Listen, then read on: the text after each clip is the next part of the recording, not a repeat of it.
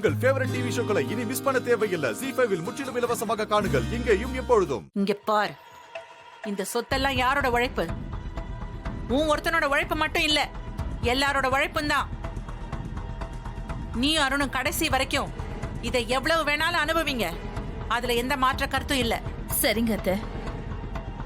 அவர் தான் மீனாட்சி அக்காவுக்கு துரோகம் பண்ணிட்டு அவருக்கு பிடிச்ச பொண்ணை கல்யாணம் பண்ணிக்கிட்டாரு. அதனால அவருக்கு சொத்து எழுதி தரல, ஓகே. ஆனா ஏன் வீட்டுக்காரரு அருண், அவர் என்ன பண்ணாரு? அவருக்கே நீங்க சொத்து எழுதி தரல?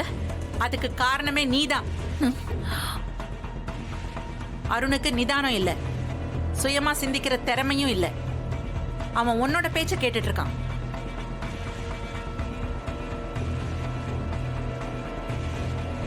என்னைக்கு அவன் உன்னோட பேச்ச கேட்கறத விட்டுட்டு சுயமா சிந்திக்கிறானோ அன்னைக்கு அவனுக்கானது அவனுக்கு வந்து சேரும்.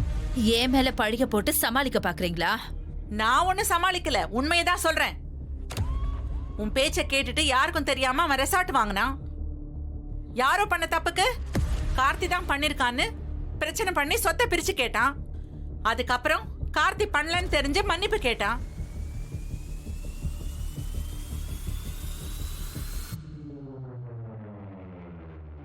இங்க பாரு ஐஸ்வர்யா, அருணுக்கு என்ன பண்ணணும்னு எனக்கு தெரியும், கார்த்திக்கும் தெரியும். அவனுக்கு எதுவும் இல்லைன்னு நான் சொல்லல. அவன் இப்பதான் கொஞ்சம் கொஞ்சம் பிசினஸ் கத்துக்கிட்டு இருக்கான். முழுசா கத்துக்கிட்டோம். அவனுக்கு இன்னும் முழு பொறுப்பு வரல. பொறுப்பு வந்ததும் அவனுக்கு என்ன சேரணுமோ அதை அவனுக்கு கொடுத்துருவேன்.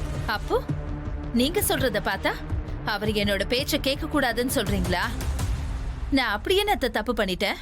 ஐஸ்வர்யா, நீ என்ன தப்பு பண்ணல? இந்த அப்பாவி பொண்ணு தீபாவை வீட்டை விட்டு வெளியே அனுப்ப எவ்வளவு பிரச்சனை பண்ணிருக்க, அதெல்லாம் மறந்துட்டியா?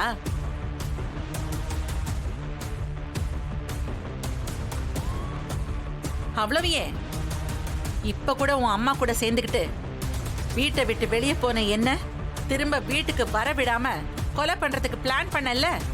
ஐயோ அத்தை, எனக்கும் அதுக்கும் எந்த சம்பந்தமும் இல்ல. இது எல்லாமே எங்க அம்மாவோட பிளான். அவங்க ஒத்துக்கிட்டு ஜெயில இருக்காங்க. இந்த நடிப்பு நாடகம் என்கிட்ட போடாத ஐஸ்வர்யா.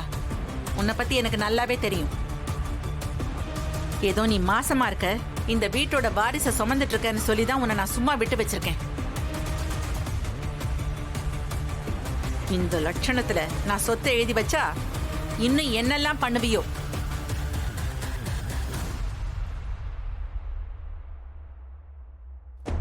அம்மா, நான் உங்க முடிவில் தலையிடுறேன்னு தப்பா எடுத்துக்காதீங்க.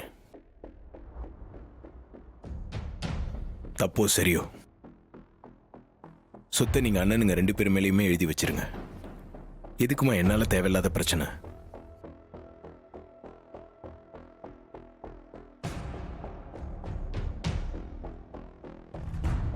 எனக்கு சொத்து மேலெல்லாம் எந்த ஆசையும் இல்லைம்மா. எனக்கு நீங்களும் அப்பாவும் எந்த பிரச்சனையும் இல்லாம நிம்மதியா இருந்தீங்கன்னா அதுவே போதும். இல்ல கார்த்தி, நீ இதுல எதுவும் பேசாத. நான் முடிவு பண்ணதுதான். ZEE5 ஆப்பை டவுன்லோட் செய்து அனைத்து எபிசோடுகளையும் இலவசமாக பாருங்க.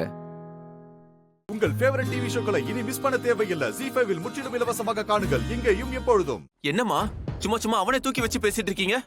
அவன் எல்லாமே பண்ணானா அதுக்கு எங்க உழைப்பு தான் காரணம். அத மறக்காதீங்க. நான் எதையும் மறக்கல. அப்போ எனக்கு சொத்துல உரிமை இல்லைன்னு அவனுக்கே எல்லாமே கொடுத்தா என்ன அர்த்தம்? அவன் திறமைசாலின்னு அர்த்தம். என்னம்மா திறமைசாலி? உங்களுக்கு தெரியாதா? நான் ஃபேக்டரியில டே நைட் ஒர்க் பார்த்தேன். அந்த மாதிரி ஒரு நாள் அவனால வேலை பார்க்க முடியுமா? ஏசி இல்லைன்னா இவனால 1 மணி நேரம் கூட வேலை பார்க்க முடியாது. ஆரம்பத்துல இருந்து இந்த குடும்பத்துக்காக நான் கஷ்டப்பட்டு உழைச்சிருக்கேன். ஏன் அவனால வேலை பார்க்க முடியாதா? சரிங்கம்மா, நீங்க சொல்ற மாதிரியே அவனால வேலை பார்க்க முடியும்னா அவன் திறமைசாலினா ஒரே மாசம் எல்லா வசதியும் தூக்கி போட்டுட்டு நம்ம ஃபேக்டரியில லேபரா வெறும் காக்கி பேண்ட் சட்டையை போட்டுட்டு 1 மாசம் வேலை பார்க்க சொல்லுங்க பார்க்கலாம்.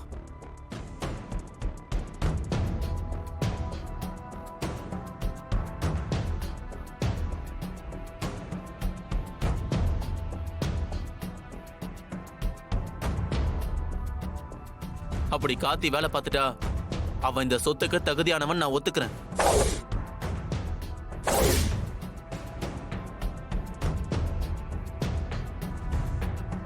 சரிண்ணா, நீ சொல்ற மாதிரியே ஒரு மாசம் நான் ஃபேக்டரியில வேலை செய்யறேன். அப்படி நான் வேலை பார்த்துட்டா என்ன பண்ணலாம்னு சொல்லு. உனக்கு திறமை இருக்குன்னு நான் நம்புறேன். உன் பாராட்டு பத்திரத்தை வச்சு எனக்கு எதுவும் ஆக போறது இல்ல. அது எனக்கு தேவையும் இல்லை. நீ சொத்தை பத்தியோ இல்ல அதை பிரிக்கிறத பத்தியோ இனிமேல் பேசவே கூடாது.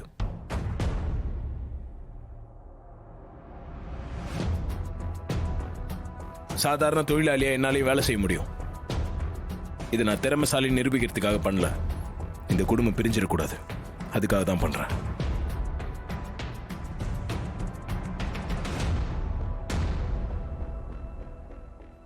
சரி, ஆனா உன்னால ஒரு மாசம் வேலை பார்க்க முடியாம போயிட்டா? நீயே சொல்லு என்ன பண்ணலான்னு. உனக்கு எந்த சொத்தும் வேண்டான்னு சொல்லிட்டு என்னோட பேர்லயும் அருணோட பேர்லயும் சொத்து எழுதி கொடுத்துட்டு போயிடு.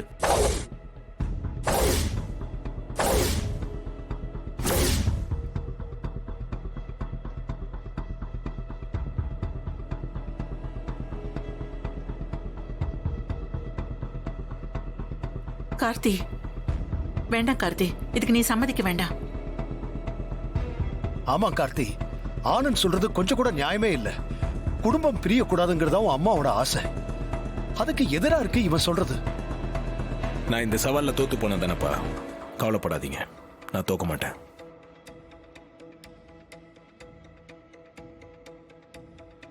நீ சொல்ற மாதிரி சாதாரண தொழிலாளியா ஒரு மாசம் என்னால வேலை செய்ய முடியலனா சொத்தை உங்க 2 பேர் பேர்லயும் எழுதி வச்சுட்டு இந்த வீட்டை விட்டு வெளியே போயிடுறேன். கார்த்தி,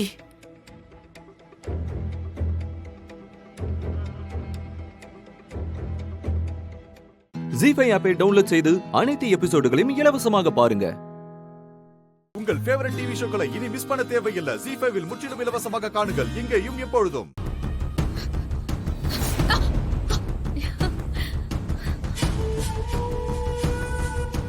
இப்ப பார்த்தல்ல என்ன தமன்னா, என்ன அடைச்சு வைக்கிறியா? விஷத்தை கொடுத்து ராணி உயிரோட விளையாடுறியா?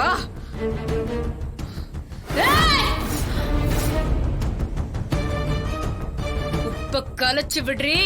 ஹேய், முடிஞ்ச நீயே வெளியில வாடி. ஏய், ராணிய கொல்ல பாக்குறியா? நான் இருக்கிற வரைக்கும் அது நடக்காதே.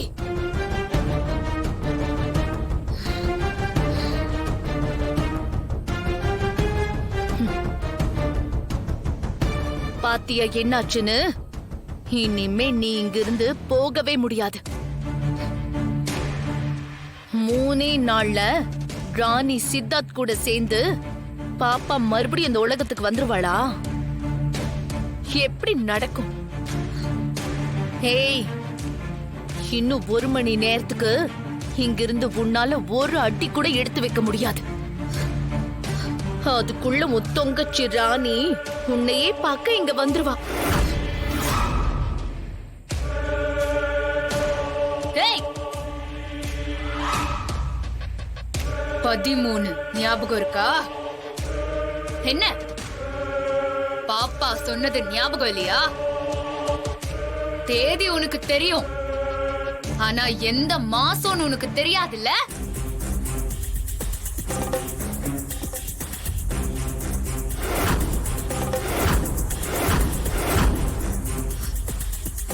ஆமால, அந்த குட்டிச்சாத்தா நான் சாகுற தேதியை சொல்லுச்சுல்ல, அதையே தான் இவளும் சொல்றா.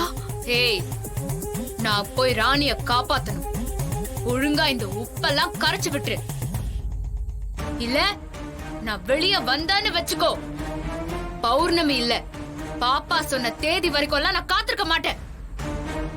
இந்த நிமிஷமே அவளுக்கு ஜோடியா உன்னையும் கொன்னு இதே கிணத்துக்குள்ள போட்டுருவேன். முதல்ல நீ இந்த வட்டத்தை விட்டு வெளியே வா, அப்புறம் நீ சொன்னதெல்லாம் செய்யு.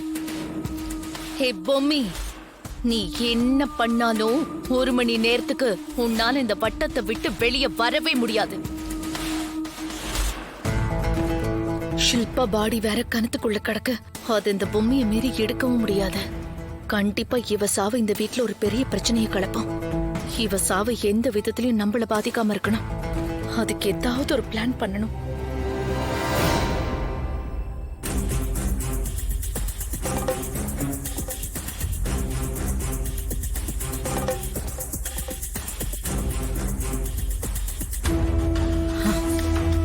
நான் கொடுத்ததை அனுபவிக்க முடியாம செத்து போயிட்டாளே.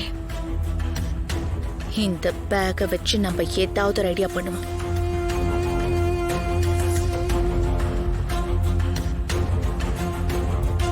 டேய், இவ செத்ததுக்கு பின்னால உனக்கு எந்த பிரச்சனையும் வந்துடக்கூடாதுன்னு பிளான் பண்றல. என்ன ராணிய காப்பாத்த விடாம தடுக்கிற. இது ரெண்டுமே நடக்காதுரி. நடக்க போறது என்னன்னு பொறுத்திருந்து பாரு. ஜி5 ஆப்பை டவுன்லோட் செய்து அனைத்து எபிசோடுகளையும் இலவசமாக பாருங்க. உங்கள் ஃபேவரட் டிவி ஷோக்களை இனி மிஸ் பண்ண தேவையில்லை. ஜி5ல் முற்றிலும் இலவசமாக காணுங்கள் இங்கேயும் எப்பொழுதும். யாராவது இருக்கீங்களா? யாருங்க? யார் நீங்க? உங்ககிட்ட பேசணும். என்ன விஷயமா? வீட்ல யாரும் இல்லையா? இல்ல. ஹஸ்பண்ட், குழந்தைங்க? ஹஸ்பண்ட் வேலை விஷயமா வெளில போயிருக்காரு. குழந்தை இல்ல. நீங்க வந்த விஷயத்த சொல்றீங்களா? நீங்க பொய் கேஸ் கொடுத்து பஞ்சாயத்துல நிக்க வச்சிருக்கீங்களே சிவராமன், அவர் என்னோட மாமா.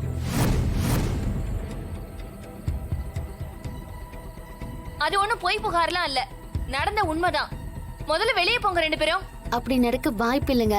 ஏன்னா அவரு அந்த மாதிரி ஆள் இல்ல. நீங்க ரெண்டு பேரும் முதல்ல இங்க இருந்து வெளில போங்க. இருங்க, அவசரப்படாதீங்க.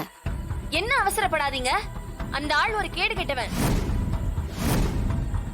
அவன் அந்த மாதிரி இல்ல இந்த மாதிரி இல்லன்னு சர்டிபிகேட் எல்லாம் கொடுக்காதீங்க. சொன்னா கேளுங்க, அவர் ரொம்ப நல்லவர். அவர் நீங்க தப்பா புரிஞ்சிட்டு இருக்கீங்க. இப்ப அவர் ஆபத்தில் இருக்காரு. அவரை நீங்க நினைச்சாதான் காப்பாத்த முடியும். நான் எதுக்காக காப்பாத்தணும்? என் வாழ்க்கையை அழிக்க பார்த்தவன நான் எதுக்கு காப்பாத்தணும்? தண்ணி வேணும்னு கேட்டுட்டு என்கிட்ட தப்பா நடந்துக்க பார்த்தவன். கொஞ்சம் மரியாதையா பேசுங்க. அவனுக்குலாம் ஒரு மரியாதை கேடா? ஏய், சீனா, அமைதியா இரு. நான் சத்தம் போட்டா மொத்த ஊரும் வந்து பிரச்சனை பண்ணிடுவாங்க. சின்ன பையனா இருக்கீங்களேன்னு பார்த்தா ரொம்ப ஓவரா தான் பேசுறீங்க. அடிக்க வேற வரீங்க. மரியாதை ரெண்டு பேரும் இங்க இருந்து வெளில போயிடுங்க. உங்ககிட்ட சமாதானம் பேசிட்டு போலாம் தான் வந்தோம். அந்த ஆளுக்காக எந்த சமாதானத்துக்கும் நான் வரதுக்கு தயாரா இல்ல. ஒழுங்கு மரியாதை வெளில போயிடுங்க. போங்க.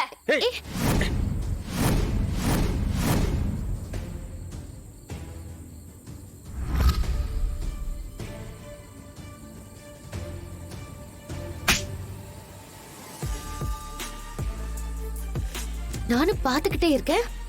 ஓவரா போயிட்டு இருக்க. என் வீட்ல வந்து என்னைய அடிக்கிறீங்களா? அடிக்காம என்ன பண்ணுவாங்களாம்? பண்றது ஃபோர்ஜரி வேலை. இதுல என் சித்தப்பாவை கேவலமா பேசுற. நீ பண்ண நாடகம் எங்களுக்கு தெரியாதுன்னு நினைக்கிறியா? நீ யாரு, எதுக்காக இத பண்ற, உனக்கு பின்னால யாரு இருக்காங்கங்கிற எல்லா விஷயமும் எனக்கு தெரியும். ஏதோ என்ன மாதிரி நீயும் ஒரு பொண்ணாச்சே, போனா போகட்டும், பேசி புரிய வச்சு பிரச்சனைய முடிச்சிடலான்னு பார்த்தா ரொம்ப பேசிக்கிட்டு இருக்க.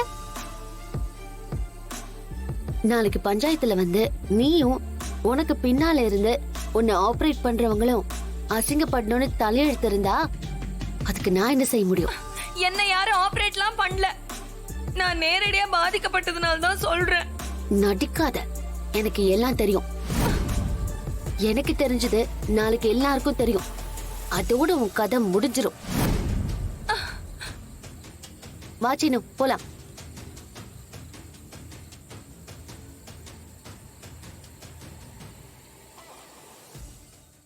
ஜி5 ஆப்பை டவுன்லோட் செய்து அனைத்து எபிசோடுகளையும் இலவசமாக பாருங்க. உங்கள் ஃபேவரட் டிவி ஷோக்களை இனி மிஸ் பண்ண தேவையில்லை. ஜி5ல் முற்றிலும் இலவசமாக காணுங்கள் இங்கேயும் எப்பொழுதும். நான் அநியாயமா போய் சொல்லி ஒருத்தரை மாட்டி விட்டேனா, அதனால பஞ்சாயத்துல வந்து உண்மையை ஒத்துக்கணுமா?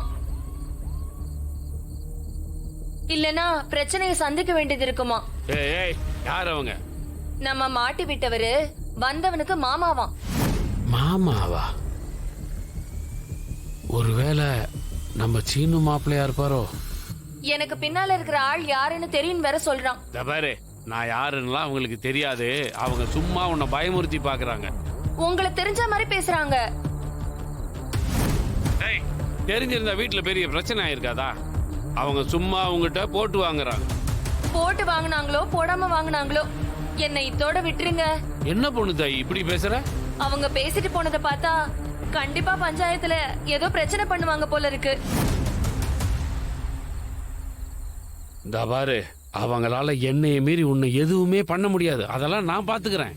நீ சொன்ன விஷயத்துல மட்டும் ஸ்ட்ராங்கா இரு, அது போதும் எனக்கு. நான் எங்க ஸ்ட்ராங்கா இருக்கிறது? அவன் கூட வந்த பொண்ணு விட்ட அறையில காது ஜிவ்வுங்குது. போலீஸ்காரி அறை மாதிரி இருந்துச்சு. அவ போலீஸ்காரி எல்லாம் இல்ல, பூச்சாண்டி காட்டுறா. இதுக்கெல்லாமா நீ பயப்படுவ? இந்த பாரு, உன்னை அடிச்சு பயமுறுத்தி நியூஸ் எடுக்க பாக்குறாங்க. எனக்கு நிஜமாவே பயமா தான் இருக்குங்க. என்ன விட்டுருங்க. அவசரப்பட்டு நீ முடிவு எடுக்காத. உனக்கு 50,000 தானே தரேன்னு சொன்னேன், 1,00,000 வாங்கிக்க. நாளைக்கு பஞ்சாயத்துல வந்து சாட்சி சொன்ன அடுத்த நிமிஷமே ஊரை காலி பண்ணிட்டு போயிடு. அதுக்கப்புறம் உன்னை அவங்களால எதுவுமே பண்ண முடியாது. நீங்க பணம் கொடுக்கறேன்னு சொல்லிட்டு பஞ்சாயத்து முடிஞ்சதும் என்ன கைட்டு விட்டுட்டா நான் என்ன பண்றது? ஏய், நம்பிக்கையெல்லாம் பேசாத. உனக்கு நான் இப்பவே பணம் கொடுக்கறேன். எங்க வரணும்னு சொல்லு. நான் இன்னும் 1 மணி நேரத்துல ஊர் எல்லையில இருக்கிற கோயில் கிட்ட வந்துடுறேன். நீங்க பணத்தோட அங்க வாங்க. சரி வா.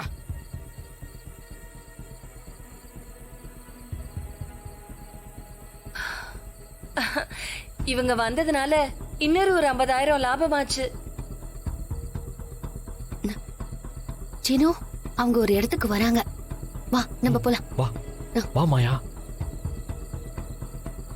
பிரமாதம் தான், பாத்துக்கலாம் விடு. அந்த அமெரிக்காக்காரினால எனக்கு இன்னொரு 50,000 நஷ்டமாயி போச்சே. சாருவோட கல்யாணம் முடியட்டும், அவ கதையை நான் முடிக்கிறேன்.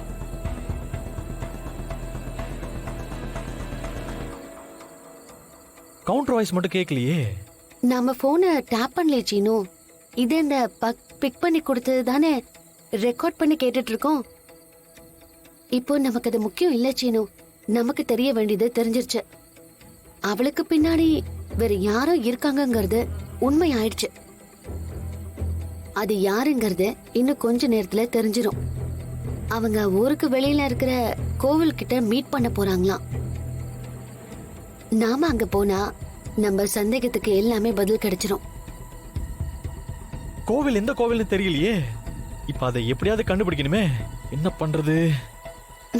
அந்த சிரமம் கூட நமக்கு இருக்காது சீனு. எப்படி இருந்தாலும் அந்த பொண்ணு அங்க போவால.